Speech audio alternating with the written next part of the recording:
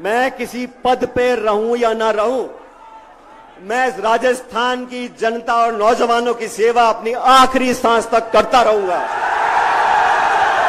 और मैं डरने वाला नहीं हूं, मैं दबने वाला नहीं हूं। मैं आपके लिए लड़ा हूं और लड़ता रहूंगा। ये वादा मैं खुले आसमान नीचे करके जा रहा हूं। प्यार से मांगो, हम हाथ काट के दे देंगे। धमका के मांगोगे तो हम हिलने वाले नहीं हैं। हम लोगों ने कमी नहीं छोड़ी मेहनत करने में, खून पसीना बहाने में। मेरे साथ जो हजारों लोग चले हैं, आज मैं आपको बताना चाहता हूं, आप नौजवानों के पैरों के छालों की कसम, मैं अब पीछे हटने वाला नहीं हूं। आपके साथ रहूंगा, हमेशा रहूंगा।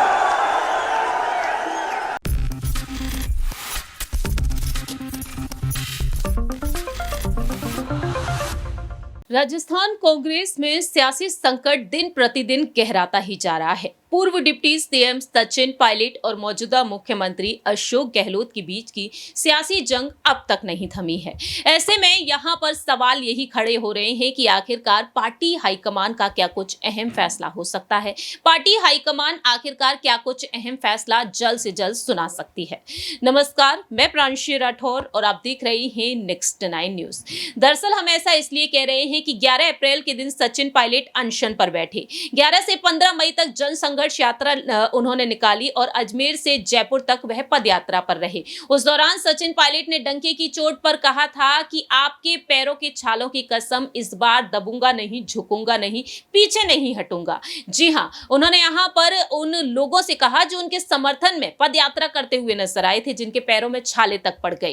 अब सचिन पायलट ने 15 दिनों का अल्टीमेटम दे रखा है। सचिन पायलट का कहना है कि 31 मई तक फैसला सुना दे गहलोत सरकार और पार्टी हाईकमान, नहीं तो वह बड़े लेवल पर आंदोलन करेंगे। इसी बीच देखा जाए तो सचिन पायलट के लिए यहां पर कुछ अहम फैसले लिए जा सकते हैं प्रदेश प्रभारी सुखजिंदर सिंह रंधावा, अध्यक्ष मल्लिकार्जुन खड़गे की तरफ से। क्योंकि आपको याद दिला दें कि दिल्ली में सुखजिंदर सिंह रंधावा ने एक अहम बैठक की थी, उसमें एक रिपोर्ट तैयार की और उनका कहना साफ तौर पर रहा कि मल्लिकार्जुन खड़गे जब कर्नाटक के विधानसभा चुनाव से वापस लौटेंगे उस वक्त उन्हें रिपोर्ट सौंपी जाएगी।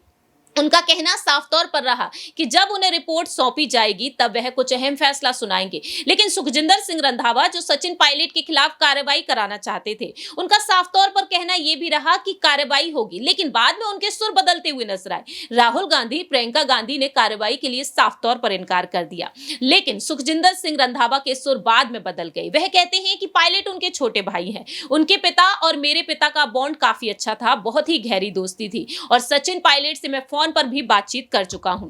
अब देखा जाए तो सचिन पायलट को लेकर उनका कहना यह भी रहा कि उकसाया जा रहा है, भड़काया जा रहा है। मैं एक बार फिर से समझाऊंगा। सचिन पायलट ने विधायकों की बैठकों में शामिल होना बंद कर दिया। हाथ से हाथ जोड़ो अभियान के लिए जो सम्मेलन किए गए उसमें तक वह शामिल नहीं हुए। अब देखा जाए तो यहां पर एक अहम बैठक जल्द से जल्द दिल्ली में की जा सकती है। मल्लिकार्जुन खड़गे अब यहां पर रणनीति यही बना रहे हैं कि सचिन पायलट को प्रदेश अध्यक्ष बनाया जाए। अंदरूनी सूत्रों के मुताबिक यही दावा किया गया है कि प्रस्ताव दिया गया है पायलट को और दिल्ली में जल्द से जल्द उनकी अहम बैठक भी हो सकती है। दूसरी ही तरफ कांग्रेस से ऐसे 30 विधायक हैं जो सचिन पायलट अशोक गहलोत की जंग से परेशान हो चुके हैं और दिल्ली जाकर वह खड़गे से जल्द मुलाकात करना चाहते हैं और उनका कहना है कि इससे पार्टी को नुकसान हो रहा है। इसी बीच सुखजिंदर सिंह रंधावा को लेकर एक बेहद बड़ी खबर सामने आ चुकी है। दरअसल आपको बता दें कि अब कर्नाटक के विधानसभा चुनाव जो संपन्न हुए हैं, उन विधानसभा चुनाव के बाद कर्नाटक में जिस तरीके से कांग्रेस ने 224 में से 135 सीटों पर बम्पर जीत हासिल की है, उस जीत के बाद अब यहां पर शपथ ग्रहण समारोह है 20 मई को। सिद्धारमैया बतौर मुख्यमंत्री के तौर पर शपथ लेंगे और डीके शिव कुमार डिप्टी सीएम के तौर पर।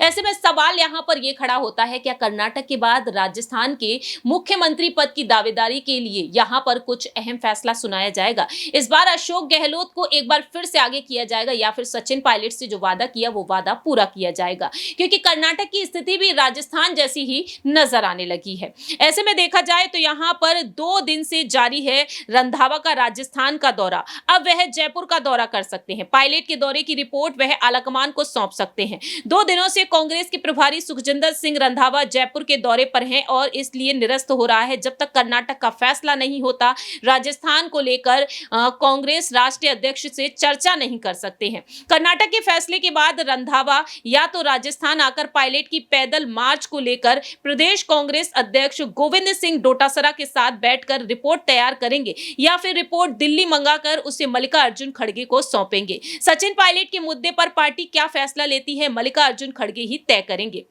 दूसरी ही तरफ क्या सचिन पायलट कांग्रेस को छोड़ना चाहते हैं या फिर कांग्रेस उन्हें निकाल दे, अभी समझौते के आसार हैं।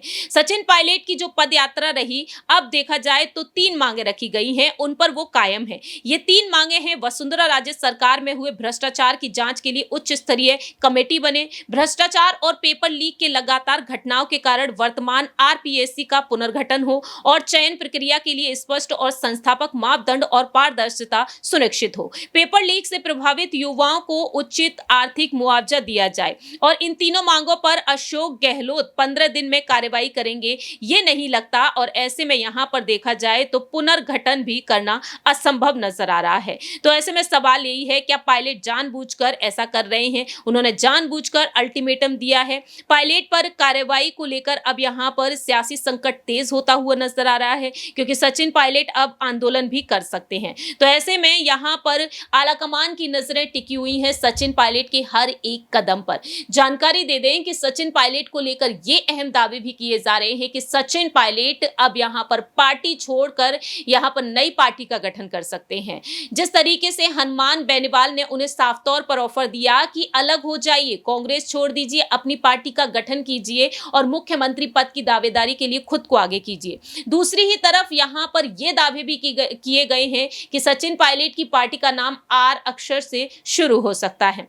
वहीं सचिन पायलट को बहुजन समाज पार्टी से ऑफर मिल चुका है, बीजेपी है उनके सामने और साथ ही साथ आम आदमी पार्टी भी है। तो ऐसे में अगर बीजेपी में वह शामिल होते हैं तो स्थिति मध्य प्रदेश जैसी हो सकती है। ज्योतिरादित्य सिंधिया जो 2018 में चुनाव लड़े कांग्रेस के लिए, लेकिन उन्हें मुख्यमंत्री नहीं बनाया गया, 2020 में वह बीजेपी में शामिल हो गए। ऐसे में देखना यही दिलचस्प होगा कि सचिन पायलट पर आखिरी अहम फैसला मल्लिकार्जुन खड़गे, सुखजिंदर सिंह रंधावा का क्या कुछ हो सकता है और क्या वाकई में सचिन पायलट को अब प्रदेश अध्यक्ष ही बनाया जाएगा। 14 बार फोन पर जो चर्चा हुई, 25 सितंबर की रात जो घटनाक्रम हुआ, उसे देखते हुए यही लगता है कि सचिन पायलट को कहीं ना कहीं अब पार्टी हाईकमान सीएम पद सौंपना नहीं चाहती है, क्योंकि गहलोत सरकार के 92 विधायक उनके खिलाफ खड़े हुए। उनका कहना यही रहा कि राजस्थान की कमान पायलट के हाथों में देने का मतलब है कि सचिन पायलट बीजेपी के हाथों में इस राज्य को सौंप सकते हैं। तो ऐसे में यही देखना होगा कि 2020 में सचिन पायलट ने जिस तरीके से उप मुख्यमंत्री पद से इस्तीफा दिया, प्रदेश अध्यक्ष पद से उन्हें इस्तीफा देना पड़ा,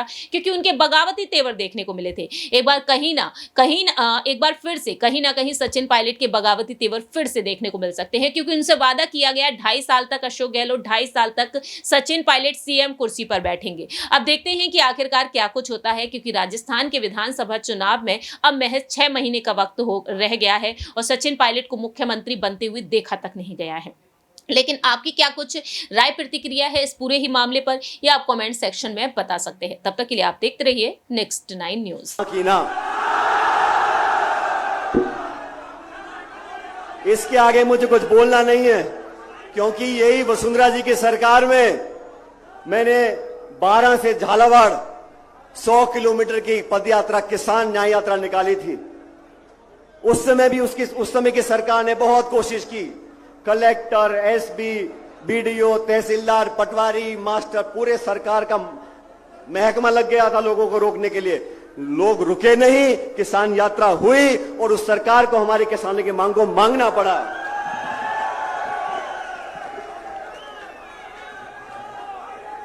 साथियों, हमारा जनसंघर्ष किसी नेता के खिलाफ नहीं है, हमारी यात्रा किसी के विरोध में नहीं है। लेकिन मैं आज इस मन से कहना चाहता हूं, हमारी यात्रा भ्रष्टाचार के खिलाफ है। हमारी यात्रा नौजवानों के भविष्य को बेहतर बनाने के पक्ष में है और हम इसमें रुकने वाले नहीं हैं। अभी आपने भाषण सुना आदरणीय हेमाराम जी का।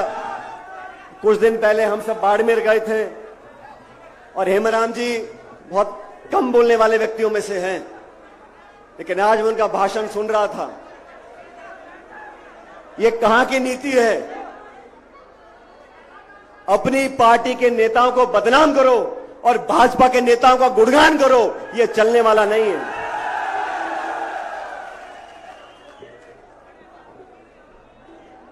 सत्ता में जब लोग आते हैं तो कोई व्यक्ति नहीं आता, शासक बैठता है कुर्सी के ऊपर। उसको तेरा मेरा करने का अधिकार नहीं, उसको पक्षपात करने का अधिकार नहीं, उसको न्याय करना पड़ेगा, कठोर निर्णय लेने पड़ेंगे। और मैं बार बार बोलता हूं, 6 महीने के बाद चुनाव राजस्थान के अंदर है। अगर हम कार्रवाई नहीं करेंगे, दूध का दूध और पानी का पानी, आजकल नींबू दूध बहुत चल रहा है, दूध का दूध और पानी का पानी नहीं होगा तो हमारे विरोधी बोलेंगे कहीं कोई गड़बड़ तो नहीं है। मैंने कभी किसी को आरोप नहीं किया, मैंने कभी किसी पे इल्जाम नहीं लगाया। और मैं आपसे पूछना चाहता हूं,